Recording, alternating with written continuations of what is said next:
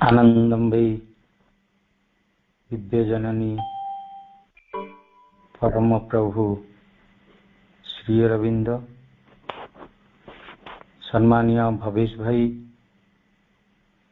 उपस्थित दिव्य अभिषु भाई और भौणी माने, आम माने से परम प्रभुंकर स्वतंत्र दि लाइफ डिवाइन दिव्य जीवन ग्रंथ रो सुकुमल तथा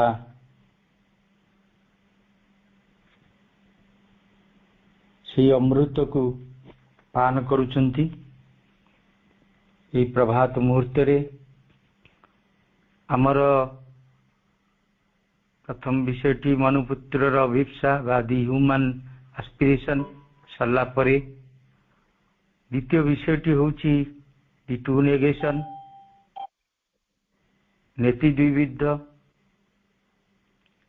तार दि मेटेरियलिस्टिक डिनायल जड़वादी नास्ति। ये विषयटी को आम ग्रहण रे सम्मानीय भवेश भाई खूब सुंदर भाव उपस्थापन करुचंदी। से पवित्र ग्रंथ पढ़िबा पूर्वर आम माने समस्ते से परमंक उद्देश्य रे निजको समर्पित करी से भागवत कथामृत को अवगाहन करिबा भवेश भाई को मु अनुरोध करी। ये तार अनुच्छेद गोटे लाइन केवल आलोचना होती उपस्थापन करेंगे भवेश भाई।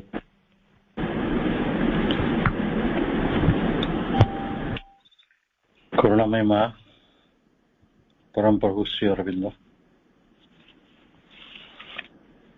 ये प्रातः अधिवेशन समस्त अमृत अभिषु भाई भौणी माने समस्तंकर महान आत्मा को अनेक अनेक अभिवादन एवं अभिनंदन।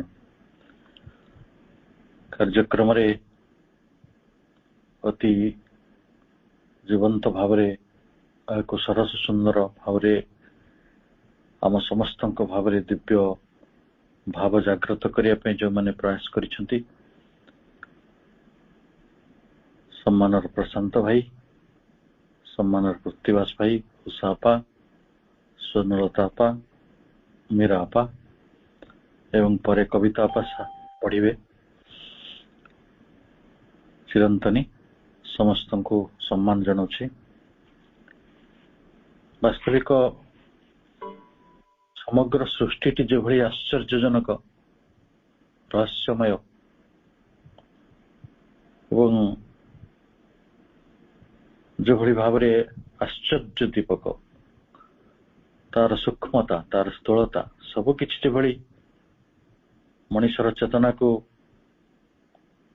आंदोलित कर दिए, स्पंदित कर दिए, से भली से महान सृष्टिर महान सत्य गुड़ी को व्याख्या करिथिबा श्री अरविंद प्रणीत दिव्य जीवन ग्रंथ आज को 107 वर्ष तले आर्य पत्रिका प्रकाशन हवा समय रे दिव्य जीवन ग्रंथर प्रबंध गुड़िक प्रकाश पाउथिला एवं 1939 मसीह अमेरिकन प्रेस ताकू पुस्तक आकार प्रकाश कले। सही दिन ठारू ये बहीटी को नहीं मध्य अनेक चर्चा अनेक प्रकार वाद विवाद भी रही। वाद विवाद ये रही बिकॉज ऑफ नॉन अंडरस्टैंडिंग ताकू बुझा पड़े ना क्यों चेतना रे पढ़िले ये कथाटी को बुझी हो जानी हो जिते से चेतनाटी मनीष पाई पारे ना साधारण चेतना रे ताकू पढ़िया को चेष्टा करे अन्य पुस्तक भली बा अन्य दर्शन बही भली ताले सी ତାକୁ କୁହାଯାଉଛି ସେ ଗୋଟେ ଆବସୋଲ୍ୟୁଟ ରିଜେକ୍ସନ କରିଦିଏ। ସେ କହେ ନା ଏଇଟା ମୋ ଦ୍ୱାରା ସମ୍ଭବ ନୁହେଁ। କିନ୍ତୁ ଯୋଉମାନେ ପ୍ରକୃତରେ ମାଙ୍କର କରୁଣା ପ୍ରାପ୍ତ ହୁଅନ୍ତି ଆଉ ବିଶ୍ୱ ରହସ୍ୟର ଏଇ ଗନ୍ତାଘର ଦିବ୍ୟ ଜୀବନ ଗ୍ରନ୍ଥ ଭିତରେ ପ୍ରବେଶ ପାଆନ୍ତି, ସେମାନେ ତାକୁ ଗୋଟେ ଆବସୋଲ୍ୟୁଟ ଆଡୋରେସନ ଭିତରକୁ ନେଇଯାଆନ୍ତି। ତାହେଲେ ଦୁଇଟି ପନ୍ଥା, ଗୋଟେ ଆବସୋଲ୍ୟୁଟ ରିଜେକ୍ସନ ଆଉ ଗୋଟେ ହେଲା ଆବସୋଲ୍ୟୁଟ ଆଡୋରେସନ। ତାକୁ ପୂଜା କରନ୍ତି, ତାକୁ ବନ୍ଦନା କରନ୍ତି, ଏଇଭଳି ପୂର୍ଣ୍ଣ ପରମ ଭାବରେ ତାକୁ ବନ୍ଦନା କରନ୍ତି। ଯାହା ହଉ ଆମମାନଙ୍କର ପରମ ଭାଗ୍ୟ, କରୁଣାମୟୀ ମା ପରମ ପ୍ରଭୁ ଶ୍ରୀ ଅରବିନ୍ଦ ଆମକୁ ଏକ ଦିବସ ପ୍ରାରମ୍ଭରେ ଏଭଳି ଗ୍ରନ୍ଥ ପଢିବାର ଏକ ସୁଯୋଗ ଦେଇଛନ୍ତି। ବନାରସ ହିନ୍ଦୁ ୟୁନିଭର୍ସିଟିର ଜଣେ ବିଖ୍ୟାତ ପ୍ରଫେସର ଏସ୍.କେ. ମୈତ୍ର, ସେ ଥିଲେ ଏ.ବି. ପୁରାଣୀଙ୍କର ସମସାମୟିକ। ସେ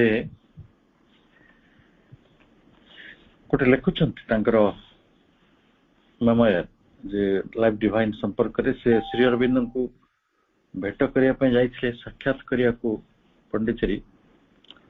ସେ ଯାଇ କହୁଛନ୍ତି, I wanted to know the reality, the ultimate truth. ମୁଁ ଚୂଡ଼ାନ୍ତ ସତ୍ୟ ଜାଣିବାକୁ ଚାହେଁ, but I wanted to know it only by my intellect, by my mind. ମୁଁ ମୋର ମନ, ମୋର ବୁଦ୍ଧିକୁ ପ୍ରୟୋଗ କରି ସେହି ଚୂଡ଼ାନ୍ତ ସତ୍ୟ ନିକଟରେ ପହଞ୍ଚିବାକୁ ଚେଷ୍ଟା କରୁଥିଲି। When the Life Divine was published in the book form in 1939, 1939 ରେ ଯେତେବେଳେ ଦିବ୍ୟ ଜୀବନ ଗ୍ରନ୍ଥ ବହି ରୂପରେ ଆସିଲା, I read it at a stretch. ମୁଁ ଆକୁ ଏକା ସାଙ୍ଗରେ ପଢିଲି।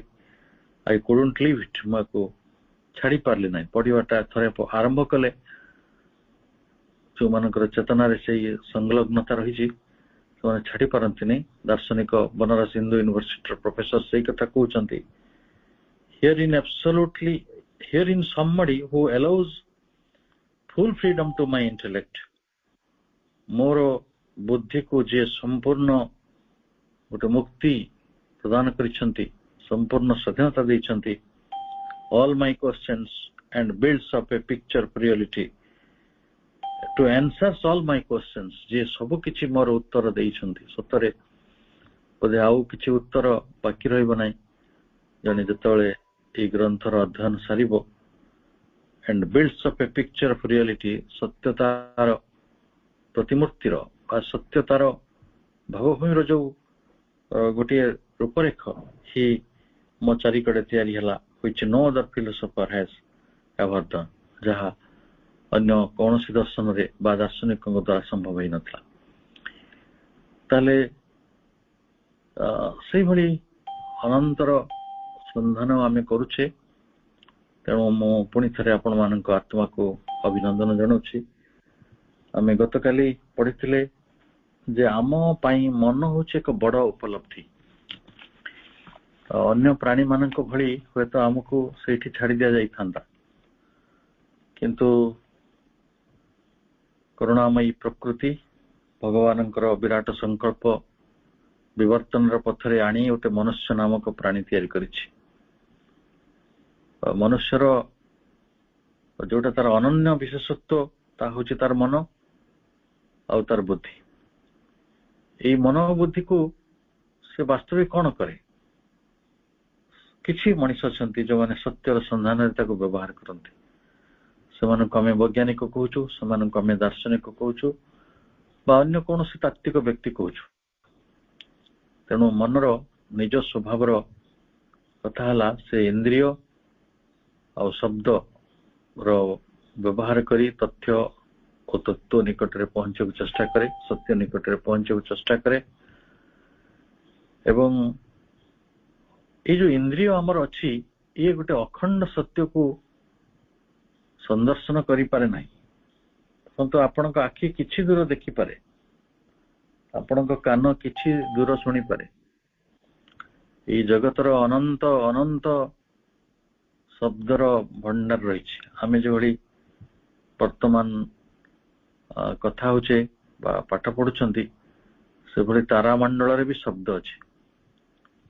एबे एई छोटिया जगत अर्थ को छाड़ी देले जिते विराट विश्व रे कोठी शब्दर प्रवाह नहीं, अथच सेई शब्द गुडी को सुनिया पई आम कान पाखरे सामर्थ्य नहीं। किंतु दृश्यर भी किसी अभाव नहीं, स्पर्शर भी किसी अभाव नहीं। एई अनंत अखंड जगत को अनुभवत करिवार शक्ति आमको एपर्यंत जेतिकी मिली मां करुणारू, प्रभुंक करुणारू जे आमे ताको खंड रूप ही देखि परिबा। अर्थात ये जगतर सबु शब्द सुनिबार एका संगरे भाग्य आमर हब नहीं। तेणु आमे किछि टू सम पार्ट गोटे खंड रूप में आमे आको सब देखिबा एवं आमे जो परम भावटा को मध्य से भली खंडित रूप में पाइबा। तो मूलक पाखरे आम पाखरे मनर ये जो दुईटी साधन रही, गोटे इंद्रिय आ गोटे आमर भाषा, ताको आमे व्यवहार करी आमर ये मनटी विश्वर महापवित्र मौलिक प्रकृति गुड़िकर गोटे समाहार आनिबा को चेष्टा करुछि बा गोटे चरम तत्व को धरिबा को चेष्टा करुछि। एटा होछि समन्वय। जदिओ आमे सब शब्द सुनी पारुनो किंतु आम शब्द बाहरे भी आउरी शब्द अछि कथा तो आमे जानू। तो आमे सब गीत सुनी पारुनो किंतु आम गीत बाहरे आउरी गीत अछि से कथा तो आमे जानू। तो आमे सब दृश्य देखि पारुनो किंतु आमर एई चक्षु देखि पारुथबा दृश्य बाहरे आहुरी अमाप दृश्य अछि से कथा तो आमे जानू। तेणु एई नाना तत्व को और नाना जो चरम तत्व रही ताकू जो धरिवार जो आमे चेष्टा करुछु, गोटे एकांत सत्य पाखरे आमे पहुंचवार चेष्टा करुछु, सबु गुडी को एकाकार करी गोटिकर अंतर्गत करी देखिबा व्यतीत आम आगे कौनसी उपाय नहीं बोली एक कथा अनुभव करुछु। एथिपई मध्य मनीष वंदनीय, कारण मनीष जाने सत्यर ये जो प्रतिमूर्ति, सत्यर ये जो अभिव्यक्ति, सत्यर ये जो प्रतिभास, सत्यर ये जो विस्तार, ये बहुत बड़ अनंत, अथच ये सबुर तत्व किंतु गोटे गोटे आधार गोटे मूलाधार। तेणु सेटा को प्रस्तुत करिया पई से बहुत चेष्टा करे। जेबड़ी आमे टिके आगुरु कहूतिले एब्सोल्यूट रिजेक्शन और एब्सोल्यूट एडोरेशन रो कथा, प्रकृति संपर्क रे सत्य संपर्क रे मनुष्यर व्यवहार मध्य सही भली अनेक समय से ताको वर्जन करे ना मतटा जानिया दरकार नहीं, बहिष्कार भी करे, अस्वीकार भी करे प्राण चेतना रे। किंतु जेतेबेले ता पाखरे एक उच्चतर मनोबुद्धि कार्यकारी हुए से पुणी थरे से अद्वितीय सत्यटी को सिद्ध करिया पई निजर मनर सब सीमा गुडी को डेई चली जो चेष्टा करे एवं बेले बेले गोटे लंप प्रदान भी करे और बेले बेले से तार ये वर्तुल पथटी को अतिक्रम कर चली जाए, सर्किट जोटा आम गत काले पढ़ी। प्रकृत रे वर्तुल पथ नुहे कि ये पृथ्वी जो भली गोल आम जीवनटा भी गोल, जन्मरु मृत्यु जाए पुणी जन्मरु मृत्यु जाए पुणी जन्मरु मृत्यु जाए। तेणु यही वर्तुल पथटी को अतिक्रम करे पथ शेष रे पहुंचिकी से अलक्षण विलक्षण अवर्णनीय तत्व स्वरूप को देखा पाए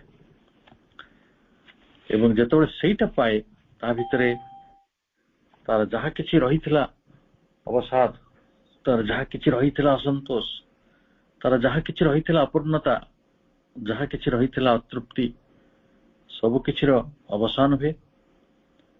कारण से होचंती ସତ୍ୟ, ସେ ସନାତନ। ତେଣୁ କିନ୍ତୁ ଆମେ ତ ଅନେକ ବାଟ ଦେଇ ଯାଉଛୁ, କିଏ ଚିତ୍ରର ପଥରେ ଯାଉଛନ୍ତି, କିଏ ନୃତ୍ୟର ପଥରେ ଯାଉଛନ୍ତି, କିଏ ସଙ୍ଗୀତର ପଥରେ ଯାଉଛନ୍ତି, କିଏ ଦର୍ଶନର ପଥରେ ଯାଉଛନ୍ତି, କିଏ ବିଜ୍ଞାନର ପଥରେ ଯାଉଛନ୍ତି। ସତ୍ୟକୁ ଖୋଜିବାର ଅନନ୍ତ ପଥ ରହିଛି ଏବଂ ଆମେ ଯୋଉ ପଥରେ ବି ଯାଉନା କାହିଁକି ସବୁବେଳେ ସେଇ ପଥଟିକୁ ଅତିକ୍ରମ କରି ଆମକୁ ପ୍ରକୃତରେ ଚରମ ସତ୍ୟ ନିକଟରେ ପହଞ୍ଚିବାକୁ ହବ। ସେଇ ପଥଟି କିଛି କ୍ଷଣ ପାଇଁ ସତ୍ୟ ଲାଗିପାରେ, କିନ୍ତୁ ସେଇଟା ଆମକୁ ଗୋଟେ ତର୍ଜନର ରାସ୍ତାରେ ଯୋଉ କଥାଟି ଆଲୋଚନା କରିଥିଲେ ଯେ ସେ ପଥଟିକୁ ଛାଡି ଆଉ ଗୋଟେ ପଥକୁ ଯିବାକୁ ପଡିବ। କିନ୍ତୁ ବର୍ତ୍ତମାନ ଯୋଉ ପଥଟି ଆମେ ଚାଲୁଛେ ତା ଯେ ପରିତ୍ୟାଜ୍ୟ ଏକାଥରେ ବା ତା ଠିକ ନୁହେଁ, ଏଇଭଳି ଧାରଣା ଭିତରୁ ଆମେ ନିଜକୁ ମୁକ୍ତ କରୁ। ଆମେ କହି ରଖୁ ଯେ ଶ୍ରୀ ଅରବିନ୍ଦଙ୍କର ଏଇ ପ୍ରବନ୍ଧ ଗୁଡିକ ପଢିବା ମୂଳରେ ଆମେ ମଣିଷ ପାଖରେ ଥିବା ଯୁଗ ଯୁଗର ଗୋଟିଏ ଅନ୍ଧ ସମସ୍ୟାର ସମାଧାନ କରୁଛୁ। ଅନ୍ଧ ସମସ୍ୟା ଏଥିପାଇଁ କହୁଛି ଯେ ଆଧ୍ୟାତ୍ମିକତା ଆଉ ଜୀବନକୁ ନେଇ ଥିବା ଦ୍ୱନ୍ଦ୍ୱ। ପ୍ରକୃତରେ ଜଣେ ତାର ସାଧାରଣ ଜୀବନ ଗୁଡିକୁ ପରିତ୍ୟାଗ କରି ତାର ପ୍ରାଣର ଦାବି, ତାର ମନର ସୀମା ସବୁକୁ ପ୍ରତ୍ୟାଖ୍ୟାନ କରି ହିମାଳୟ ଚାଲିଯିବ, କୋଉ ଆଶ୍ରମରେ ଯାଇକି ରହିବ, ସେଇଠି ଭଗବାନଙ୍କୁ ପାଇବ ସେ ଚରମ ତତ୍ତ୍ୱଟିକୁ, ନା ସେ ଏଇଠି ରହିକି କରିବ? ସନ୍ନ୍ୟାସର ପ୍ରକୃତ ପରିଭାଷା କଣ? ତାକୁ ଦାଢି ଛାଡିବାକୁ ପଡିବ, କମଣ୍ଡଳ ଧରିବାକୁ ପଡିବ, କଠଉ ପିନ୍ଧିବାକୁ ପଡିବ, କି ସେ ଏଇ ସାଧାରଣ ପୋଷାକରେ ଥାଇକି ବି ମୋଟେ ଚିତା ଚୈତନ୍ୟ ନ ଲଗେଇକି ବି ଈଶ୍ୱରଙ୍କୁ ଉପଲବ୍ଧି କରିପାରିବ? ଇଏ ହେଲା ଏକ ବଡ ପ୍ରଶ୍ନ ଭାରତୀୟ ମନ ପାଖରେ, ବିଶେଷ କରି କାରଣ ଭାରତୀୟ ମନ ହିଁ ଯେଉଁ ଏକ ବିଶେଷ ତତ୍ତ୍ୱକୁ ଆଣିଥିଲା ଜଗତକୁ, ତାହା ହଉଛି ଆତ୍ମାର ତତ୍ତ୍ୱ, ଆତ୍ମିକତାର ତତ୍ତ୍ୱ, ବ୍ରହ୍ମ ତତ୍ତ୍ୱ, ଆଧ୍ୟାତ୍ମିକତାର ତତ୍ତ୍ୱ, ଏବଂ ଯାହାକୁ ସେ ନିଜକୁ ଏସେଟିକ୍ କରିକି ଜଣେ ସର୍ବତ୍ୟାଗୀ ସନ୍ନ୍ୟାସୀ କରିକି ସଜେଇଥିଲା। କିନ୍ତୁ ପାଶ୍ଚାତ୍ୟରେ ସେହି ସନ୍ନ୍ୟାସବାଦଟି ପ୍ରାୟ ନାହିଁ। ସେମାନେ ଆଶ୍ଚର୍ଯ୍ୟଜନକ ଭାବରେ ସନ୍ନ୍ୟାସବାଦଟାକୁ ଏବେ ଗ୍ରହଣ କରୁଛନ୍ତି, ଆଉ ଆଶ୍ଚର୍ଯ୍ୟଜନକ ଭାବରେ ପ୍ରାଚ୍ୟର ମଣିଷମାନେ ଯୋଉମାନେ ସନ୍ନ୍ୟାସବାଦ ତିଆରି କରିଥିଲେ ସେମାନେ ଜଡବାଦଟାକୁ ଗ୍ରହଣ କରୁଛନ୍ତି, ବିଜ୍ଞାନକୁ ଗ୍ରହଣ କରୁଛନ୍ତି, ପ୍ରଯୁକ୍ତିକୁ ଗ୍ରହଣ କରୁଛନ୍ତି। ମନୁଷ୍ୟ ସଭ୍ୟତାର ପ୍ରାଗ କାଳରୁ ପାଶ୍ଚାତ୍ୟ ପୃଥିବୀର ଲୋକମାନେ ବିଜ୍ଞାନ ଆଉ ପ୍ରୟୋଗ, ସାଇନ୍ସ ଆଣ୍ଡ ଟେକ୍ନୋଲୋଜି ତା ଉପରେ ଜୋର ଦେଇଛନ୍ତି ଏବଂ ଭାରତର ଲୋକମାନେ ଯଥେଷ୍ଟ ଉଦ୍ୟମ କରିଛନ୍ତି ନିଜର ଆତ୍ମିକ ବିଜ୍ଞାନକୁ, ଆଧ୍ୟାତ୍ମିକ ବିଜ୍ଞାନକୁ ପରିପୁଷ୍ଟ କରିବା ପାଇଁ। ସେଥିରେ ଯୋଗ ପ୍ରାଣାୟାମ ଠାରୁ କେତେ କେତେ ପଥ, କେତେ କେତେ ପନ୍ଥ, କେତେ କେତେ ବିଶ୍ୱାସ, କେତେ କେତେ ତତ୍ତ୍ୱକୁ ସମ୍ମିଳିତ କରାଯାଇଛି। ଏବଂ ପ୍ରଭୁ ସେଇ କଥାକୁ ଲକ୍ଷ୍ୟ କରି କହୁଛନ୍ତି, ଅନେକ ଯୁଗର ବହୁ ପ୍ରୟୋଗ ଓ ସୂତ୍ରଗତ ସମାଧାନ ପରେ ଆମେ ଦୁଇଟି ବିରୋଧୀ ତତ୍ତ୍ୱ ପାଖରେ ଆସି ପହଞ୍ଚି ଯାଇଛୁ। ଏଇଟା ବି ଗୋଟେ ଶୁଭ ସୂଚନା। ଏବଂ ଯୁଗ ଯୁଗ ଅଭିଜ୍ଞତାର ନାନା କଠୋର ପରୀକ୍ଷା ପାର ହୋଇ ଏଇ ଦୁଇଟି ତତ୍ତ୍ୱ ଆମ ଆଗରେ ବିଦ୍ୟମାନ ରହିଛନ୍ତି। ସକଳ ଅଭିଜ୍ଞତା ପରେ ଉଭୟ ଯେଉଁ ସାମାନ୍ୟ ସିଦ୍ଧାନ୍ତରେ ଆସି ପହଞ୍ଚିଛନ୍ତି, ଆମେ ଦୁଇଟି ଗୋଟେ ସାମାନ୍ୟ ସିଦ୍ଧାନ୍ତରେ ଆସି ପହଞ୍ଚିଛୁ। ଗୋଟିଏ ସତ୍ୟ ହଉଛି ଚିନ୍ମୟ ଚେତନାର ସତ୍ୟ, ଅନ୍ୟଟି ହେଲା ଜଡର ସତ୍ୟ। ଜଡ ତ କେତେ କାମ କରିପାରୁଛି, ଆମେ ବାରମ୍ବାର ସେଇ କଥା ଆଲୋଚନା କରୁଛୁ। ଆମେ କମ୍ପ୍ୟୁଟର, ରୋବୋଟିକ୍ସ, ଆର୍ଟିଫିସିଆଲ ଇଣ୍ଟେଲିଜେନ୍ସ ଯୁଗରେ ବାସ କରୁଛୁ। ସବୁ ସନ୍ନ୍ୟାସୀ ମାନେ ଏ କଥାକୁ ବ୍ୟବହାର କରୁଛନ୍ତି। ମତେ ଜଣେ ସନ୍ନ୍ୟାସୀ ଦେଖେଇ ଦିଅନ୍ତୁ ଯେ ବିଜ୍ଞାନର ଏଇ ଚରମତମ, ବିଜ୍ଞାନର ଏଇ ସୁନ୍ଦରତମ ଯୋଉ ଆନନ୍ଦଟିକୁ ବା ତାର ପ୍ରୟୋଗଟିକୁ ବ୍ୟବହାର କରୁନାହାନ୍ତି। ଏବଂ ଯୋଉ ଦିନ ବୈଜ୍ଞାନିକ ବା ଜଡ ଚେତନାକୁ ଯୁଗ ଯୁଗ ଧରି ପରିପୁଷ୍ଟ କରିଥିବା, ତାକୁ ପରୀକ୍ଷା ନିରୀକ୍ଷା ଭିତରେ ନେଇ ନିଜର ତତ୍ତ୍ୱ ନିକଟରେ ପହଞ୍ଚିଥିବା ମଣିଷଟି ଅଧ୍ୟାତ୍ମକୁ ଏକ ସତ୍ୟ ଭାବରେ ଗ୍ରହଣ କରିବ ଏବଂ ଏଇ ଦୁଇଟିର ଇଣ୍ଟିଗ୍ରେସନ ହବ, ଏଇ ଦୁଇଟି ସମନ୍ୱୟ ହେବ, ହାରମୋନି ଭିତରକୁ ଆସିବ, ସେଇଭଳି ଏକ ପ୍ରକ୍ରିୟା ଜଗତରେ ଆରମ୍ଭ ହେଇଯାଇଛି।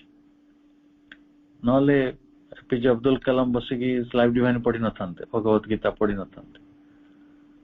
ଆଇନଷ୍ଟାଇନଙ୍କ ଭଳି ଦାର୍ଶନିକ ମାନେ ଆଧ୍ୟାତ୍ମ ବିଜ୍ଞାନକୁ ସ୍ୱୀକାର କରିନଥାନ୍ତେ। ତେଣୁ ଆଜିର ସମୟଟି ବଡ ବିଲକ୍ଷଣ ମୁହୂର୍ତ୍ତ। ଏଟାକୁ ଗୋଟେ କୁହାଯିବ ଦେବ ମୁହୂର୍ତ୍ତ, ବିଶେଷ ମୁହୂର୍ତ୍ତ, ଯୋଉ ମୁହୂର୍ତ୍ତରେ ମଣିଷ ତାର ମନ, ବୁଦ୍ଧି, ଶିକ୍ଷା, ସଂସ୍କୃତିର ଗୋଟେ ଚରମତମ ପରାକାଷ୍ଠରେ ପହଞ୍ଚିବାକୁ ଚେଷ୍ଟା କରୁଛି। ଆଉ ଯାହା ଦରକାର ହଉଛି ତାହା ହଉଛି ସମନ୍ୱୟ। ତେଣୁ ସିଏ ଆଜି ମଧ୍ୟ ମନଟିକୁ ପ୍ରାପ୍ତ ହେବା ପରେ, ତାର ବୁଦ୍ଧି ଆସିବା ପରେ, ପ୍ରକୃତରେ ମନୁଷ୍ୟ ହଉଛି ବିଶ୍ୱ ସତ୍ୟର ବର୍ତ୍ତମାନ ପ୍ରଚ୍ଛନ୍ନ ବିଚାରକ। କହିବାକୁ ଗଲେ କିଏ ବିଚାର କରୁଛି? ଛେଳି, ବାଘ, ସିଂହ, ହାତୀ, ତିମି କେହି ବିଚାର କରନ୍ତି ନାହିଁ। ମନୁଷ୍ୟ ହିଁ ବିଶ୍ୱ ସତ୍ୟର ପ୍ରଚ୍ଛନ୍ନ ବିଚାରକ ଏବଂ ସେହି ତାର ରକ୍ଷକ ବି। ସବୁ ସତ୍ୟ ତାରି ଭିତରେ ଉଦୟ ହୁଏ, ସବୁ ସତ୍ୟ ତାରି ଭିତରେ ମାନେ ମେଘ ବିଦୂରିତ ହେଇଯାଏ, ଆଚ୍ଛନ୍ନ ହେଇଯାଏ, ଆସନ୍ନ ଗୋଟେ ସନ୍ଦେହ ଭିତରେ ହଜିଯାଏ, ପୁଣି ତାରି ଭିତରେ କେବେ ଉଦୟ ହୁଏ।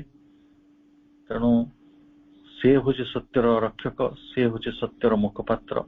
ଏଇଭଳି ଭାବରେ ଆମ ବୁଦ୍ଧି, ଆମର ସହଜ ପ୍ରବୃତ୍ତି କାମ କରୁଛି। ଏବଂ କିନ୍ତୁ ତାର ଗୋଟିଏ କଥା ହେଲା, ଯେତେ ପର୍ଯ୍ୟନ୍ତ ସେ ଯଥାର୍ଥ ଆଉ ସନ୍ତୋଷଜନକ ଗୋଟିଏ କମ୍ପ୍ଲିସନ, ଗୋଟେ ସମ୍ପୂର୍ଣ୍ଣତା ପାଖରେ ପହଞ୍ଚି ପାରିନାହିଁ, ସେତେ ପର୍ଯ୍ୟନ୍ତ ସେ କୌଣସି କିଛିକୁ ଚୂଡାନ୍ତ ବୋଲି ଗ୍ରହଣ କରିବାକୁ ରାଜି ହୁଏ ନାହିଁ। ଏଇଟା ବି ଅନ୍ୟ ଏକ ବିଭୂତି, ଅନ୍ୟ ଏକ ଆଶୀର୍ବାଦ ମଣିଷ ପାଇଁ। ଯଦି ମଣିଷ ସନ୍ତୁଷ୍ଟ ହେଇଯାଉଥାନ୍ତା ତାହେଲେ ବିବର୍ତ୍ତନ ଘଟନ୍ତା ନାହିଁ, କି ମନୁଷ୍ୟ ତାର ସର୍ବଶେଷ ସିଦ୍ଧି ପର୍ଯ୍ୟନ୍ତ ଗତି କରନ୍ତା ନାହିଁ। ତେଣୁ ଆମର ଭାଗ୍ୟ ଯେ ଆମେ ତୃପ୍ତ ନୁହେଁ, ଆମର ଭାଗ୍ୟ ଯେ ଆମେ ଏକ ତୃପ୍ତିକୁ ନେଇ, ଅସନ୍ତୋଷକୁ ନେଇ ଆହୁରି କିଛି ଅଧିକ ପାଇବା ପାଇଁ, ଆହୁରି କିଛି ଅଧିକ ପାଇବା ପାଇଁ ଚରେଇବତୀ ଆମେ ଆଗକୁ ଆଗକୁ ଗତି କରିଛୁ ଏବଂ ଯାହା ଯାହା ପାଇଛୁ ତାକୁ ନେତି ନେତି କହିଛୁ, ନ ଇତି, ଏହା ନୁହେଁ, ଏହା ନୁହେଁ। ଏଇଟା ହଉଛି ବର୍ଜନର ପଥ। ତେଣୁ ଆମେ ବର୍ଜନ କରୁଛୁ, ବହିଷ୍କାର କରୁଛୁ ଯୋଉ ସତ୍ୟକୁ ଖୋଜୁଛୁ, ପୁଣି ଆଉ ଥରେ ଆଗକୁ ଯାଉଛୁ। ଏଇ ବାଟରେ ବିବର୍ତ୍ତନର ପ୍ରକ୍ରିୟା ଏଇ ମାଙ୍କର କରୁଣାର ଧାରାରେ ମନୁଷ୍ୟମାନଙ୍କ ଦ୍ୱାରା, ମନୁଷ୍ୟର ସହଜ ବୁଦ୍ଧି, ତାର ସ୍ୱତଃସ୍ଫୂର୍ତ୍ତ ନିର୍ମଳ ବୁଦ୍ଧି ଦ୍ୱାରା ସମ୍ପନ୍ନ ହଉଛି। ଏବଂ ସେଥିପାଇଁ ମନୁଷ୍ୟ ଜାତି ହିଁ ଆଜି ଏହି ସତ୍ୟର ରକ୍ଷକ, ବିଚାରକ ଏବଂ ତାର ମୁଖପାତ୍ର ମଧ୍ୟ। ତେଣୁ ଆଜିର ଆଲୋଚନା ଆମେ କରିବା ସେଇ ପାରାଗ୍ରାଫ 7 ର ସେକେଣ୍ଡ ଲାଇନରୁ। ନୂଆ ବହି ଯୋଉମାନେ ପଢୁଛନ୍ତି ସେମାନଙ୍କ ପାଇଁ ପୃଷ୍ଠା 11 ପୁରୁଣା ବହିର ସୂଚନା ତ ଭାଇ ଦେଇଛନ୍ତି। ସେଠି ଶ୍ରୀବିନ୍ଦ ଏଭଳି କହୁଛନ୍ତି ଯେ in Europe and in India respectively, the negation of the materialist and the refusal of the ascetic have sought to assert themselves as the sole truth and to dominate the conception of life. ତାହେଲେ ଏଇ ଯୋଉ ଦୁଇଟି ତତ୍ତ୍ୱ ଉଠି ଆସିଛି, ଗୋଟିଏ ଜଡବାଦୀର ତତ୍ତ୍ୱ ଯେ ଜଡ ହିଁ ସର୍ବୋତ୍ତମ ସତ୍ୟ, ଜଡ ଭିତରୁ ଚେତନାର ଉଦ୍ଭବ ହୁଏ ବା ଚେତନାଟି ଜଡ ଉପରେ ନିର୍ଭର କରେ। ସେଇଭଳି ଯେମିତି ଶରୀର ନଥିଲେ ଆତ୍ମା ନାହିଁ, କିନ୍ତୁ ଆତ୍ମାବାଦୀ ଯୋଉମାନେ ଚୈତନ୍ୟବାଦୀ ସେ କହୁଛନ୍ତି ଆତ୍ମା ଥିବାରୁ ହିଁ ଶରୀର ଧାରଣ ହଉଛି। ଯୋଉଦିନ ଆତ୍ମା ଚାଲିଯାଏ ଶରୀର ଧାରିତ ହୁଏ ନାହିଁ, ତାକୁ ଆମେ ବେଦବ୍ୟାସରେ ଫିଙ୍ଗିବାକୁ ପଡେ। ତେଣୁ ଏ ପ୍ରକୃତିରେ କୋଉଟା ସତ୍ୟ? ଚେତନାକୁ ଆଧାର କରି ତ ଜଡ ରହିଛି, ଜଡକୁ ଆଧାର କରି ଚେତନା ରହିଛି। ପ୍ରକୃତିରେ ଏ କଥାଟିର ଯୋଉ ସମାଧାନ ଏ ଦୁଇଟି ଦେଶରେ ହେଇଛି, ବା ଆମେ ତାକୁ ଦେଶ ବୋଲି କହିବା। ଗୋଟେ ୟୁରୋପ ଆଉ ଗୋଟେ ହେଲା ଭାରତ। ୟୁରୋପକୁ ମୁଁ ଗୋଟିଏ ଦେଶ କାହିଁକି କହୁଛି? जदिव एटा महादेश तार जनसंख्या बा तार जो संस्कृति बहुत इंटीग्रेटेड आउ ठीक अच्छे देश भाव ग्रहण कर असुविधा नहीं अर्थात पाश्चात्य जहाँ रिप्रेजेंटेड होची यूरोप द्वारा कारण विज्ञान जो यात्रा है तार अग्रगति यूरोप रे ही हितला परे से प्रयोगटा को अन्य समस्त देश मन नहीं अमेरिका भी नहीं रूसिया भी नहीं किंतु एमती Russia Madhya A part of Europe Eurasia बोलते कह जाए अर्थात आम यूरोप को कारण प्रबंध 107 वर्ष तले लिखा जाइथिला यूरोप ही प्रकृत रे गोटे विज्ञान जड़ चेतनार बड़ भूमि थिला तेणु प्रभु यूरोप को कहते एमाने जड़वादी जो नास्तिक दृष्टि एटा को निज भितर एकमात्र सत्य रूपे घोषणा करिछि आ भारत वर्ष कौन करिछि ना बैरागीर नैतिक दृष्टि को एकमात्र सत्य रूपे ग्रहण करिछि सोल ट्रुथ आ जीवन दर्शन क्षेत्र को कबलित कर रखिछि भारत पई अध्यात्म होछि एकमात्र सत्य कारण भारत वर्षर जे आज जन्म होछि गोटे छोट छुआ 2-3 वर्ष कथा कहया शिक्षा मतरे ताको ईश्वर विषय पचारंतु से जति कथा कहि परियो जने जन्म जन्म साधना करिकि यूरोप रे जन्म हेले सती कथा कहि परियो एटा काहे कि घटुची या एक विशेष भूमि ये संपर्क रे श्री अरविंद तांको उत्तर पड़ा अभिभाषण रे कहि सारी छंती भारत संपर्क रे तांकर बहुत चिंता रही बहुत चिंतन रही जो आम पढ़ीचु जानीचु अर्थात ये पुणी थे कही दिया गला जे respectively in Europe and in India respectively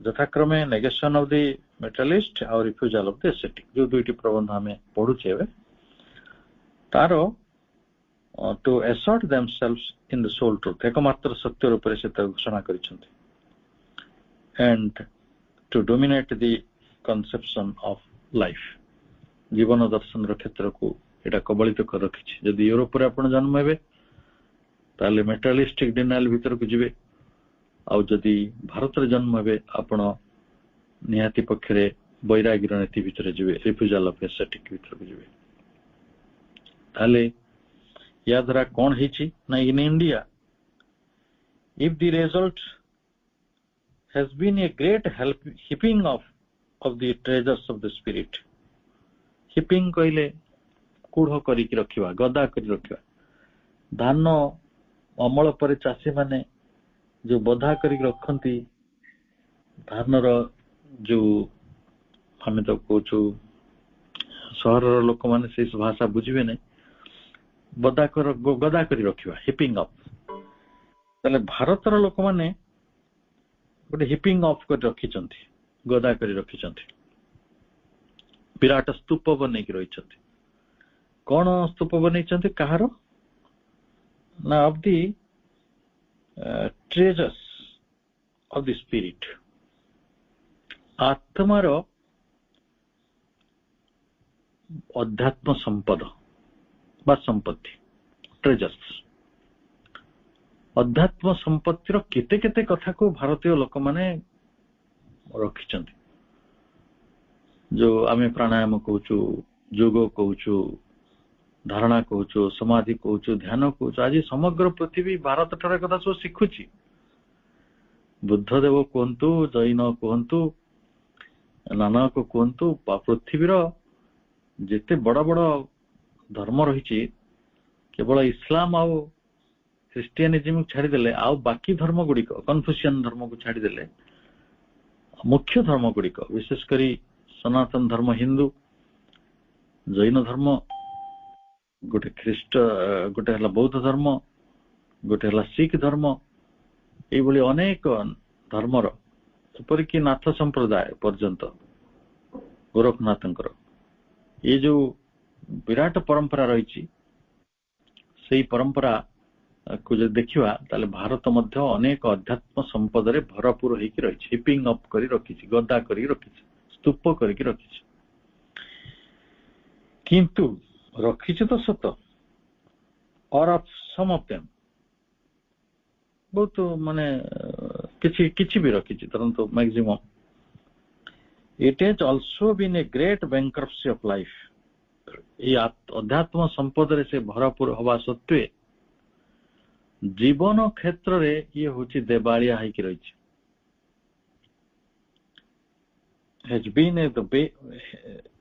It has also been a great bankruptcy of life. ଖାଲି ସାମାନ୍ୟ ଦେବାଳିଆ ନୁହେଁ, ଗ୍ରେଟ୍ bankruptcy, ବଡ ଦେବାଳିଆ। କାହିଁକି ନା ଭାରତରେ ଯୋଉ ସନ୍ନ୍ୟାସବାଦ ଜୀବନଟାକୁ ଅସ୍ୱୀକାର କରିଛି, ଜଡକୁ ଅସ୍ୱୀକାର କରୁଥିଲା। ଯୋଉ ଆମେ ଶୁଣିଛୁ କାହାଣୀ, ରାମକୃଷ୍ଣ ପରମହଂସଙ୍କୁ ଜଣେ ମା 5 ଏକର ଜମି ଦେଇକି ତାକୁ ନିଜର ପାଖାପାଖି ସ୍ଥାନରେ ରଖିବାକୁ ଚାହୁଁଥିଲେ। ସିଏ କଣ କଲେ, ରାମକୃଷ୍ଣ ପରମହଂସ ତାଙ୍କୁ ଆଣି ଗୋଟେ ବାଉଁଶରେ ପିଟିଲେ। ମୁଁ ଏଇ କଥାଟିକୁ ମୋଟେ ବୁଝିପାରେନି। ସେ ଠିକ ଅଛି, ଭଗବାନଙ୍କର ଜ୍ଞାନ ନିଶ୍ଚୟ ଆମର ଅଛି, କିନ୍ତୁ ତା ଅର୍ଥ ନୁହେଁ ଯେ ଆମକୁ ଏଇ ପ୍ରକୃତରେ ଜମି ଦରକାର ନାହିଁ। ସେଟା ମନ୍ଦିର ହେଇପାରିଥାନ୍ତା, ଆଶ୍ରମ ହେଇପାରିଥାନ୍ତା, ଗୋଟେ ଅନ୍ୟ କୌଣସି ଯୋଉମାନେ ଯାହାଙ୍କ ପାଖରେ କିଛି ଆଶ୍ରୟ ନାହିଁ, ନିରାଶ୍ରୟ ଲୋକଙ୍କୁ ଥଇଥାନ କରାଯାଇ ପାରିଥାନ୍ତା। କିନ୍ତୁ ଯେ ସମ୍ପତ୍ତିଟା ସବୁବେଳେ ପରିତ୍ୟାଜ୍ୟ, କାମିନୀ କାଞ୍ଚନଟା ଏଇଟା ହଉଛି ଗୋଟେ ପରିତ୍ୟାଜ୍ୟ ବିଷୟ। ଏଇଭଳି ଯୋଉ ଧାରଣା ଗୁଡିକ ନେଇକି ଭାରତୀୟ ଆଶ୍ରମ ଗୁଡିକ ତିଆରି ହେଇଥିଲା, ସବୁ କିଛିକୁ ପରିତ୍ୟାଗ କରି ଗୋଟେ ପଳାୟନପନ୍ଥୀ ବିଚାର ଯୋଉ ଭାରତୀୟ ସନ୍ନ୍ୟାସୀ ଭିତରେ ତିଆରି ହେଇଥିଲା, ଏଇଟା ଜୀବନକୁ ଅସ୍ୱୀକାର କରିବା ଭଳି ଏକ ବିରାଟ ପ୍ରସଙ୍ଗ। ଏ ବିଷୟରେ ମତାନ୍ତର ରହିଛି। ସନ୍ନ୍ୟାସୀ ଆଜି ଯୋଉମାନେ ସେଇ ସନ୍ନ୍ୟାସର ପଥରେ ଅଛନ୍ତି, ସେମାନେ ହୁଏତ ଏଇ କଥାକୁ ଗ୍ରହଣ କରିବେ ନାହିଁ। କିନ୍ତୁ ଜୀବନକୁ ଅସ୍ୱୀକାର କରି ମଣିଷ ପାଏ କଣ? ତେଣୁ ଜୀବନ କ୍ଷେତ୍ରରେ ଜଣେ ଯାହା ଦେବାଳିଆ ହୁଏ, ଆଉ ତା ପାଖରେ ଅଧ୍ୟାତ୍ମ ସମ୍ପଦ ଭରି ହେଇକି ଥାଏ, ସେଇଟା ପ୍ରକୃତରେ ତାକୁ ବହୁତ ଗୋଟେ ଅଯଥା ବ୍ୟକ୍ତିତ୍ୱରେ ପରିଣତ କରିଦିଏ। କାରଣ ପୂର୍ଣ୍ଣ ସତ୍ୟର ସେଇଟା ସନ୍ଧାନ ନୁହେଁ। ତେଣୁ ପୂର୍ଣ୍ଣ ସତ୍ୟ ପାଇଁ ଆପଣଙ୍କୁ ଜୀବନ ବି ସ୍ୱୀକାର କରିବାକୁ ପଡିବ, ପ୍ରାଣଟିକୁ ସ୍ୱୀକାର କରିବାକୁ ପଡିବ। ପ୍ରାଣର ବିସ୍ତାର ହବ। ପ୍ରାଣ କ୍ଷେତ୍ରରେ ଆମେ ଯଦି ନିଜକୁ ଅବହେଳା କରୁ, ମଣିଷର କଣ ଅବସ୍ଥା ହୁଏ, ଯାଇକି ସବୁ ମଠ ମନ୍ଦିରରେ ଦେଖନ୍ତୁ। ମୁଁ ଆପଣଙ୍କୁ ଥରେ କହିବି ଥିବି, ମଠ ମନ୍ଦିର ମାନଙ୍କରେ ସବୁଠାରୁ ବେଶୀ ଡିପ୍ରେସନରେ ଥିବା ଲୋକମାନେ ବାସ କରନ୍ତି। କାହିଁକି ବାସ କରନ୍ତି? ନା ସେମାନେ ଜୀବନକୁ ଅସ୍ୱୀକାର କରିଛନ୍ତି। ସେଥିପାଇଁ ଜୀବନ କ୍ଷେତ୍ରରେ ସେମାନେ ଦେବାଳିଆ। ଏ ବିଷୟରେ ଅଧିକ ଚିନ୍ତନ ଆବଶ୍ୟକ। ଏଇଥିପାଇଁ ତ ଏଇ ପ୍ରବନ୍ଧ ସବୁ ଲେଖା ହେଇଛି। ଏଇ ସମନ୍ୱୟଟି ହବ କୋଉଠି? ଏଇ ଜୀବନ କ୍ଷେତ୍ର ପାଇଁ ହିଁ ହବ, ଜୀବନ ପାଇଁ ହିଁ ହବ। କାରଣ ଜୀବନ ହଉଛି ଏକ ସର୍ବୋତ୍ତମ କଥା, ଯୋଉଥିରେ ଜୀବନ ଥିବାରୁ ଆଜି ଦର୍ଶନ ଅଛି, ଜୀବନ ଥିବାରୁ ବିଜ୍ଞାନ ଅଛି, ଜୀବନ ଥିବାରୁ ଜଡ ଅଛି, ଜୀବନ ଥିବାରୁ ଚୈତନ୍ୟ ଅଛି। ଯଦି ମୋ ପାଖରେ ପ୍ରାଣ ନାହିଁ, ତାହେଲେ ମୁଁ କଣ ବସିକି ଆପଣ ମାନଙ୍କୁ ଶ୍ରୀ ଅରବିନ୍ଦଙ୍କର ଏଇ ଲାଇଭ ଡିଭାଇନ ଆମେ ବସିକି ଆଲୋଚନା କରିପାରିବା କି? ତେଣୁ ଯିଏ ମୂଳ ମାନେ କଣ ପ୍ରତିଭୁ, ଆମେ ତାକୁ ଅସ୍ୱୀକାର କରି ବେଶୀ କିଛି ଲାଭ ପାଇବା ନାହିଁ। ଭାରତର ସନ୍ନ୍ୟାସବାଦ ତାର ସମଗ୍ର ଅଧ୍ୟାତ୍ମ ସତ୍ୟର ସମ୍ପତ୍ତି ଗୁଡିକର ଗୋଟେ ବଡ ଠୁଳ କରିଥିବା ସତ୍ତ୍ୱେ ଜୀବନକୁ ଅସ୍ୱୀକାର କରିଥିବା କାରଣରୁ ଅତ୍ୟନ୍ତ ନିରାନନ୍ଦ ଓ ବିଷାଦ ମଧ୍ୟ ଗତି କରିଛି, ଆଉ କରୁଛି ମଧ୍ୟ। ଆପଣ ଦେଖିବେ ଲୋକେ ଆଶ୍ଚର୍ଯ୍ୟ ହଉଛନ୍ତି। ଏବେ ହ୍ୟାପିନେସ ଇଣ୍ଡେକ୍ସ ମିଳୁଛି ପୃଥିବୀରେ। ମନୋଜ ଦାସ ଗୋଟେ ଆର୍ଟିକଲ ଲେଖିଥିଲେ ଏବଂ ଖବରକାଗଜରେ ଅନେକ ସମୟରେ ବାହାରୁଛି, ଆପଣ ଚାହିଁଲେ ନେଟରେ ବି ପାଇଯିବେ। Happiness index of India. Bharat ଯଦିଓ ଏକ ଧାର୍ମିକ ଆଧ୍ୟାତ୍ମିକ ଦେଶ, ଏଠି ଅନେକ ପର୍ବପର୍ବାଣୀ ରହିଛି, ଏହାର ସଂସ୍କୃତି ବହୁତ ସମୃଦ୍ଧ। ଆମେ ଏତେ ଆନନ୍ଦ ଭିତରେ ଅଛେ, କିଛି ନହେଲେ ମାସରେ 2-4 ଥର ପିଠାପଣା କରି ଖୁସି ହବାର ଗୋଟେ ଜାତି। କିନ୍ତୁ ମାନେ ଅତି କ୍ଷୋଭର ସହ କହିବାକୁ ପଡୁଛି ଯେ ସୁଖ ଯୋଉ ଇଣ୍ଡେକ୍ସ ତାଲିକାରେ, ହ୍ୟାପିନେସ ର ତାଲିକାରେ ଆମ ସ୍ଥାନ ବହୁତ ପଛରେ, ବହୁତ ପଛରେ। ଭାରତ ଗୋଟେ ଅସୁଖୀ ଜାତି ଏବଂ ଏଠି ଲୋକଙ୍କ ଭିତରେ ଇରିଟେସନ ବହୁତ, ଫ୍ରଷ୍ଟ୍ରେସନ ବହୁତ, ଗୋଟେ ବହୁତ ପ୍ରକାର ଡିପ୍ରେସନ ଥାଏ। ଅନେକ ଲୋକ ଏଠି ଡିପ୍ରେସଡ। ପ୍ରଭୁ ଏ କଥାଟାକୁ 107 ବର୍ଷ ତଳେ ଲେଖିଥିଲେ। ସେ କହିଲେ ଯେ ମଣିଷ ଭାରତ ଅଧ୍ୟାତ୍ମ ସମ୍ପଦରେ ଭରପୁର ହେଇଥିଲେ ମଧ୍ୟ जीवन क्षेत्र रे निहाती पक्षरे गोटे बड़ जीवन टी तार संबल शून्य हो पड़ी बैंक्रप्सी भितर रही देवालिया जीवन रे से रस आनी पारु नहीं जीवन रे आनंद भरी पारु नहीं पुणी मु आको महावाक्य मन करछि एई धाड़ी गुड़िक आध्यात्मिकतार बहु मूल परिभाषा गुड़ी को परिवर्तन करदेला एवं अध्यात्म जगत रे चेतना जगत रे एक नूतन वक्तव्य बा नूतन कथनर गोटे जुग आरंभ है नूतन चिंतार एक जुग आरंभ है नूतन प्रयोग एक आरंभ है समय अर्थात या द्वारा स्पिरिचुअलिटी नॉलेज को अध्यात्म ज्ञान को एक वैज्ञानिक स्वीकृति दिगला एवं विज्ञान ज्ञान को एक अध्यात्म स्वीकृति मिलला परे जाई कि विज्ञान जुग आरंभ हो जोटा अति मानस जुग बोली कहा जाउछि ताले पुणी कौन कहते ना इन यूरोप रे कौन ना the fullness and riches and the triumphant mastery of this world's powers and possessions have progressed towards an equal bankruptcy in the things of the spirit. प्रकृत पक्ष देखिले यूरोप रो लोक माने जीवन को बहु बाटर उपभोग करुछंती जड़र पूर्ण उपयोग करुछंती सेमानक पाखरे रिचेस रहिछि से माने स्वाभाविक भाव रे आमठारु धनी आउ तांको कहा जो सीधा कथा फुलनेस ऑफ रिचेस संपूर्ण संपद तांको पाखरे रहिछि माने जो संबल गुडी को रहिछि आउ कोन अछि ना एंड द ट्रायम्फेंट मास्टरी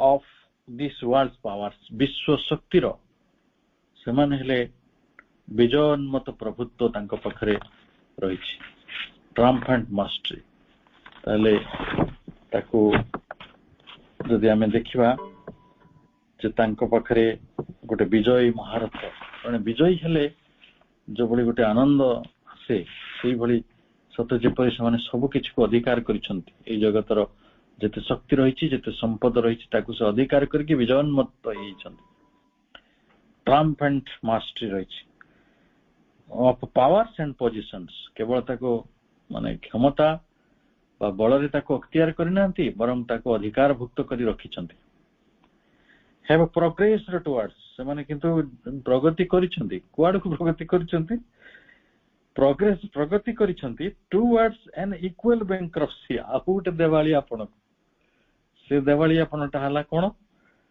ना in the things of the spirit आत्मार क्षेत्र रे चैतन्य रे क्षेत्र रे से मानक पाखरे समान परिमाणर गोटे देवाली आपण बा अभाव रही संबलहीनता रही ताले से माने मध्य एका प्रकारर असुविधा रे अछंती से माने जदियो परिपूर्ण ऐश्वर्य पाइछंती तांको पाखरे संपन्नता रही से माने धनी क्षमताशाली विजयोन्मत्त तांकर अधिकार आमठारु बहुत अधिक किंतु सबु सत्य से माने देवालिया हवा को दाई जंदी progress towards bankruptcy of spirit आध्यात्मिक संपद तांको पाखरे किछि नाही ताले से माने मध्य असुखी तालिका देखिए अधिक डिप्रेशन मेडिसिन अमेरिकन लोक माने खाते बोधे स्वामी विवेकानंद गोटे मंत्र देते से कालर अमेरिका जो समय शिकागो वचकुता दवा से जाइथिले 1893 जे से कहिसंती जे जतिकी लोक माने एठी डिप्रेशन बटिका खाउचंती निद पई बटिका खांती ताको जदि सहायताइक रखा जो हिमालय जो ताले निद पई जो माने बटिका खाउचंती से माने को वाटर धनी अर्थात सेमानक पाखरे भी स्वाभाविक जीवन नाही स्वाभाविक आनंद नाही जदियो सेमानक पाखरे रिचेस अछि पावर अछि पोजीशन अछि रिचनेस अछि सब अछि आ आम पाखरे भी से आम पाखरे अध्यात्मर ज्ञान रही आम ସନ୍ନ୍ୟାସୀ ମାନଙ୍କୁ ଦେଖିବେ ଆମର ଯୋଉ ଗୋଟେ ମୁଣ୍ଡ ପୋତା କେଳା ଅଛନ୍ତି ଦେଖିବେ, ସେମାନେ ମୁଣ୍ଡଟାକୁ ପୋତିଦେବେ ମାଟି ଭିତରେ 4 ଘଣ୍ଟା 5 ଘଣ୍ଟା ପୋତିକି ରଖିଦେବେ, ଅର୍ଥାତ ବିନା ନିଶ୍ୱାସରେ ସେମାନେ ବଞ୍ଚି ପାରିବେ। କିନ୍ତୁ ସେମାନେ ସବୁ ଭିକ୍ଷା କରୁଥିବେ। ଆମେ ଦେଖୁଛୁ ଆମ ଦେଶରେ ଯୋଉମାନେ ଯୋଗ ପଥରେ ଯାଆନ୍ତି, ସେ ବୁଦ୍ଧଦେବ ହେଇଥାନ୍ତୁ କି ଜୈନ ଧର୍ମର ମହାବୀର ଜୈନ ହେଇଥାନ୍ତୁ, ସମସ୍ତେ ଭିକ୍ଷାର୍ଥୀ ହେବାକୁ ପସନ୍ଦ କରନ୍ତି। ମାନେ ସବୁ କିଛି ଛାଡିକିରି ଖାଲି ପାଦରେ ଆଉ ଗୋଟେ କୌପିନି ପିନ୍ଧି ଗୋଟେ କମଣ୍ଡଳ ଧରି ଗୋଟେ ଭିକ୍ଷା ମାଗିବାକୁ ଯିବେ। ଏଇଟା ଗୋଟେ ବଡ କଣ୍ଟ୍ରାଡିକ୍ସନ ନୁହେଁ? ଆମେ ଭିକ୍ଷା ମାଗିବାକୁ କାହା ପାଖକୁ ଯାଉଛୁ? ସଂସାରୀ ପାଖକୁ ଯାଉଛୁ, ଯୋଉ ସଂସାରଟାକୁ ଆମେ ଅସ୍ୱୀକାର କରିଥିଲୁ। ମୁଁ ବୁଝେ ଏଇ କଥାଟି, ମତେ ଜଣେ ଏଇ ପ୍ରଶ୍ନ ପଚାରିଥିଲେ, କହିଲେ ଜଣେ ଜଣେ ସନ୍ନ୍ୟାସୀ, ସେ ଏଇ ସଂସାରଟା ମିଥ୍ୟା, ଏ ସଂସାରୀ ଲୋକ ଗୁଡାକ ଅଜ୍ଞାନଗ୍ରସ୍ତ, ଆଉ ଏମାନେ ଅଣ ଆଧ୍ୟାତ୍ମିକ, ତେଣୁ ଅଧ୍ୟାତ୍ମ ପଥରେ ହିମାଳୟକୁ ଚାଲିଗଲେ। ବଢିଆ କଥା। ସେ ହିମାଳୟରେ ପାଣି ପବନରେ ବଞ୍ଚନ୍ତେ, ସେ ପୁଣି ଖଣ୍ଡେ ରୁଟି ପାଇଁ, ଗୋଟେ କପଡା ପାଇଁ, କି ଗୋଟେ 10 ପଇସା ପାଇଁ କାହିଁକି ସଂସାରକୁ ଆସନ୍ତି? ମାନେ ଏଠି କାହାରି ନା କାହାରି ଦ୍ୱାରସ୍ଥ ହୁଅନ୍ତି, କାହାରି ଅନୁଗ୍ରହ ଭିକ୍ଷା କରନ୍ତି। ତାହେଲେ ତ ଏମାନେ ତ ମିଥ୍ୟାର ମଣିଷ, ଆଙ୍କ ପାଖରେ କଣ କାମ ତମର? ତମେ ପୁଣି ଆସି କାହିଁ ଆଙ୍କ ପାଖରେ ହାତ ପାତୁଛ ବଞ୍ଚିବା ପାଇଁ? ତାହେଲେ ଯୋଉଟା ମୂଳ କଥା ସେଇଟାକୁ ଏମାନେ ଅସ୍ୱୀକାର କରିଛନ୍ତି। ତମେ କହିବ ଇଏ ସଂସାର ହଉଛି ମିଥ୍ୟା, ଏଇଟା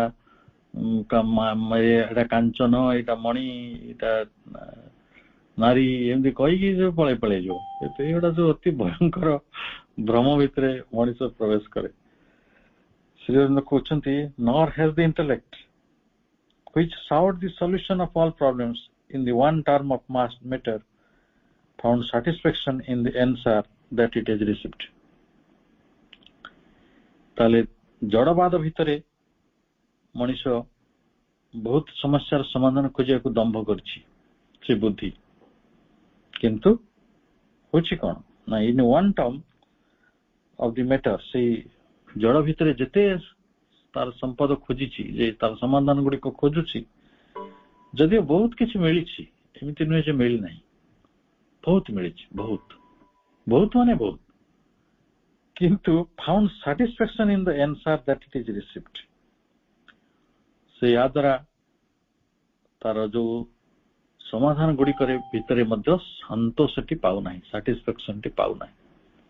ଯୋଉ କଥାଟି ଆମେ କହୁଥିଲେ, ନେତି ନେତିର କଥା ବା ଚରୈବତୀ ଚରୈବତୀର କଥା, ଯାହା ଉପନିଷଦର ଘୋଷଣା। ତାହେଲେ therefore ଆମେ paragraph 8 ଛୋଟିଆ paragraphଟା ଅଛି, ତାକୁ ସାରିଦେବା। Therefore the time grows ripe. ତେଣୁ ବର୍ତ୍ତମାନ ସମୟ ପ୍ରକୃତରେ ପରିପକ୍ୱ ହୋଇଛି, ପରିଣତ ହୋଇଛି। କାହିଁକି ପରିଣତ ହେଇଛି? ଯୋଉ କହୁଛି ଏଟାର ବିଶେଷ ସମୟ, କାହିଁକି ନା 2 ଜଣ ଯାକ ଅପୂର୍ଣ୍ଣତା ଭିତରେ ଅଛନ୍ତି, 2 ଜଣ ଯାକ ଦେବାଳିଆପଣ ଭିତରେ ଅଛନ୍ତି। ଜଣେ ଜୀବନକୁ ଅସ୍ୱୀକାର କରିଛନ୍ତି, ଆଉ ଜଣେ ଚୈତନ୍ୟକୁ ଅସ୍ୱୀକାର କରୁଛନ୍ତି। ତେଣୁ ଏଇ ଅସ୍ୱୀକାରଟାକୁ ଛାଡିବାକୁ ପଡିବ ବୋଧେ ସମନ୍ୱୟ ପାଇଁ, ଏବଂ ସେ ସମୟ ଆସିଛି। The time grows ରାଇଫ।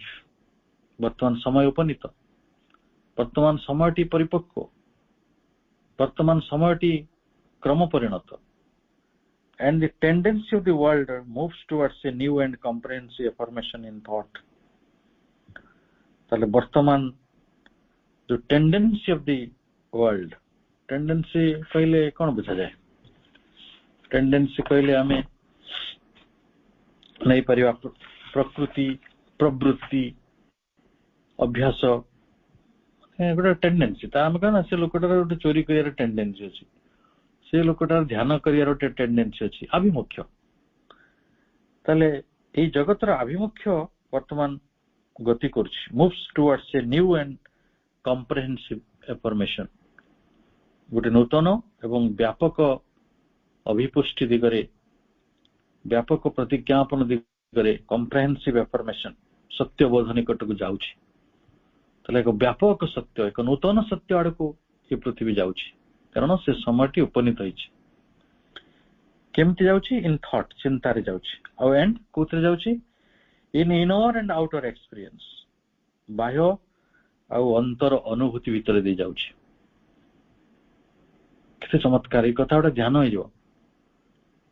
ଅନ୍ତର ମନରେ ଆମେ କେମିତି ଗତି କରୁଛୁ, ବାହ୍ୟ ଅନୁଭୂତି ଭିତରେ ଆମେ କେମିତି ଗତି କରୁଛୁ। And to its କରଲାରି।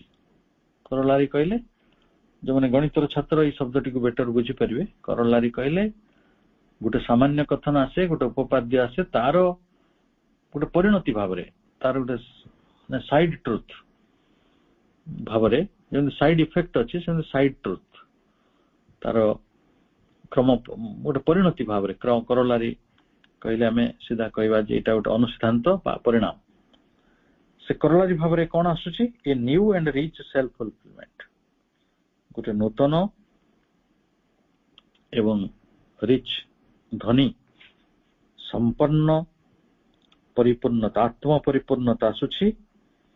in an human existence, an integral human existence, ଏକ ପୂର୍ଣ୍ଣାଙ୍ଗ ମନୁଷ୍ୟର ଅସ୍ତିତ୍ୱ ମଧ୍ୟକୁ ଏହି ପରିପୂର୍ଣ୍ଣ ନୂତନ ପରିପୂର୍ଣ୍ଣତା ଆସୁଛି, ଅତି ବ୍ୟାପକ ରୂପରେ ଆସୁଛି ଏବଂ ଏକ ପରିଣତି ରୂପରେ ଆସୁଛି।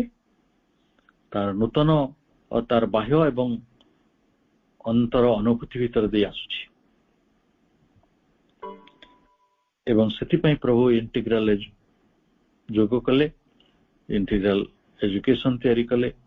ଏଠି ସବୁର ଇଣ୍ଟିଗ୍ରେସନ ହେଇଛି, ସବୁ କିଛି ସମନ୍ୱିତ କରାଯାଇଛି, ସବୁ କିଛିକୁ ସମ୍ମିଳିତ କରାଯାଇଛି, କୌଣସି ଜିନିଷକୁ ପ୍ରତ୍ୟାଖ୍ୟାନ କରାଯାଇ ନାହିଁ।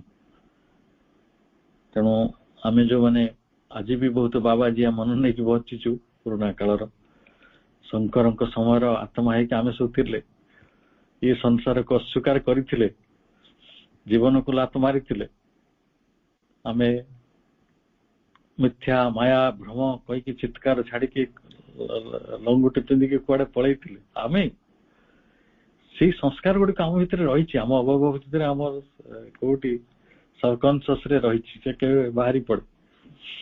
ଏଇ ନାନାଦି ଦେଖିଛି, ବହୁତ ଆଲୋଚନା କରିବେ ପୂର୍ଣ୍ଣାଙ୍ଗ ଯୋଗର ସାଧକ ମାନଙ୍କ ଭିତରେ ବି ସବୁ ମାନେ ପୁରାତନ ଗୁଡିକ ବଡ ଜୀବନ୍ତ ଭାବରେ ବଞ୍ଚି ରହିଛି।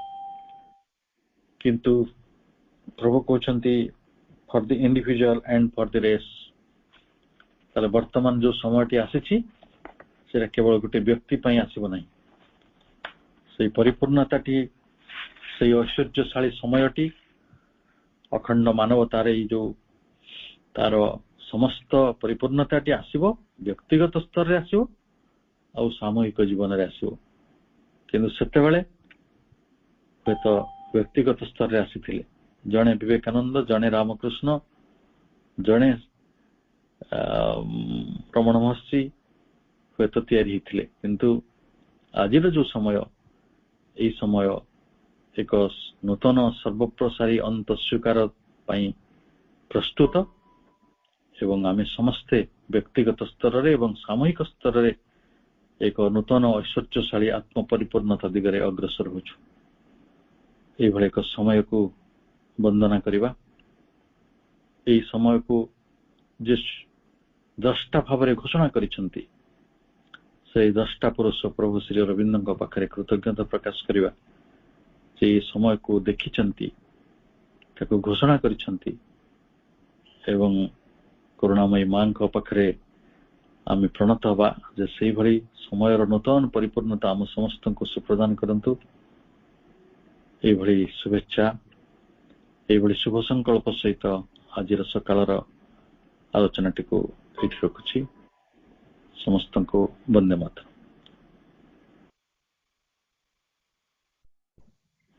1945 ବେଳକୁ ଡାକ୍ତରୀ ବିଜ୍ଞାନ ଏତେ ଆଗକୁ ଯାଇଥିବ ଯେ ସେତେବେଳେ ମଣିଷ ପାଇଁ ମୃତ୍ୟୁଟା ଅପସନାଲ ହେଇଯିବ।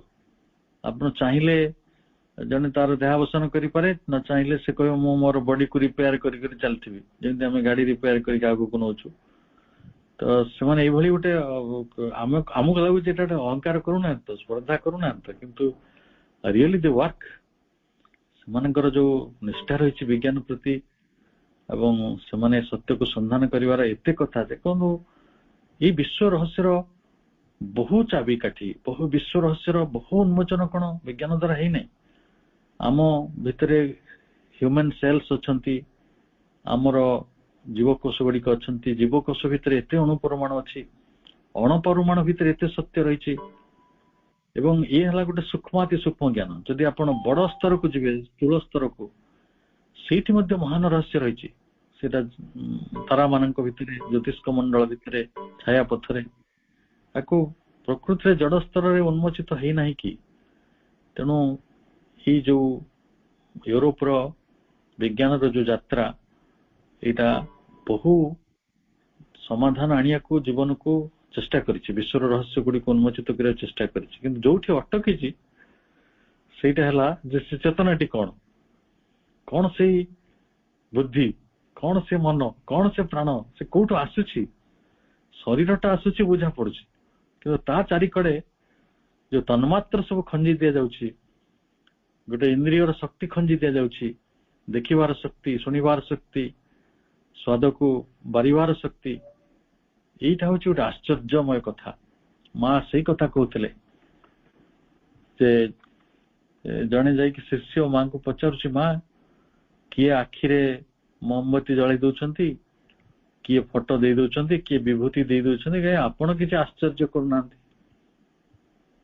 ମା କହିଲେ, ଜଡ ଭିତରୁ ଜୀବନର ଉନ୍ମେଷ ହଉଛି, ସେଇ ଜୀବନ କଥା କହୁଛି, ସେଇ ଜୀବନ ମନ ଦୁଃଖ କରୁଛି, ସେଇ ଜୀବନ ଖୁସି ହଉଛି, ସେଇ ଜୀବନ ଅଗ୍ରଗତି କରୁଛି, ସେଇ ଜୀବନ ଚିନ୍ତା କରୁଛି, ସେଇ ଜୀବନ ସଫଳତା ପାଉଛି, ବିଫଳତା ପାଉଛି, ଅନୁଭୂତି ପାଉଛି। ଆଠାରୁ ଆଶ୍ଚର୍ଯ୍ୟଜନକ କଥା ପୃଥିବୀରେ କଣ ଅଛି? ଧୂଳି ମାଟିରୁ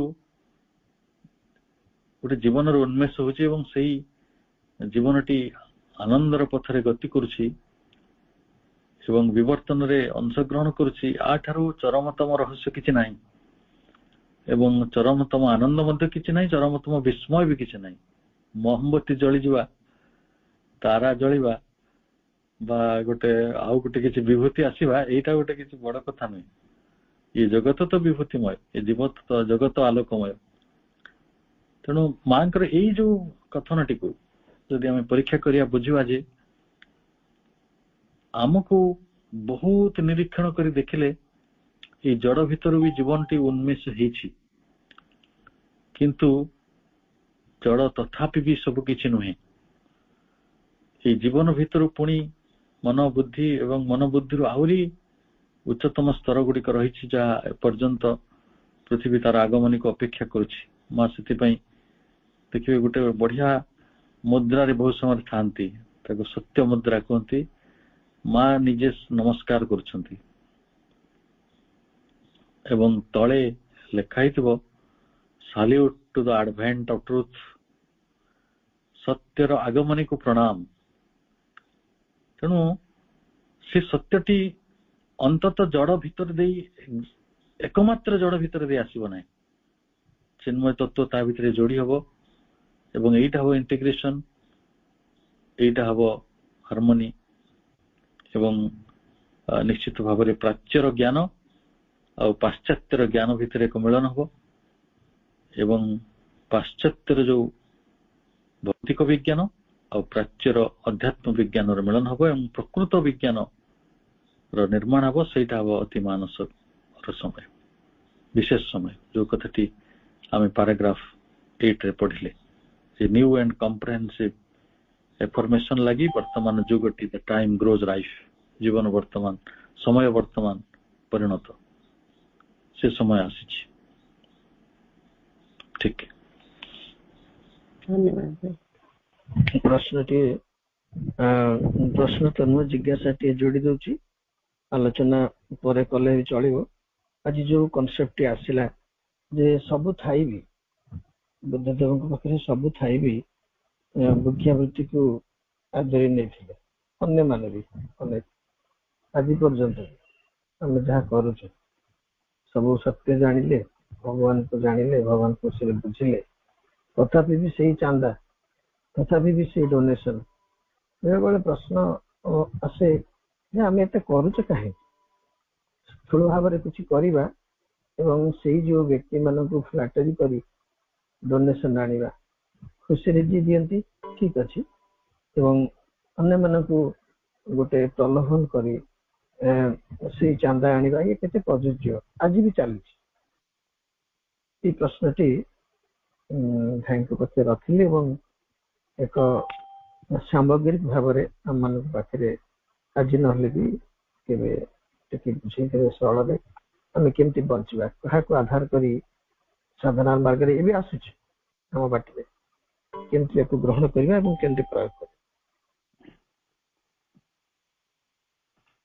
ହଁ ଭାଇ, ଏହାକୁ ରବିବାର ଆଲୋଚନା କରିବା, ଏଇଟା ଗୋଟେ ବ୍ୟାପକ ପ୍ରଶ୍ନ।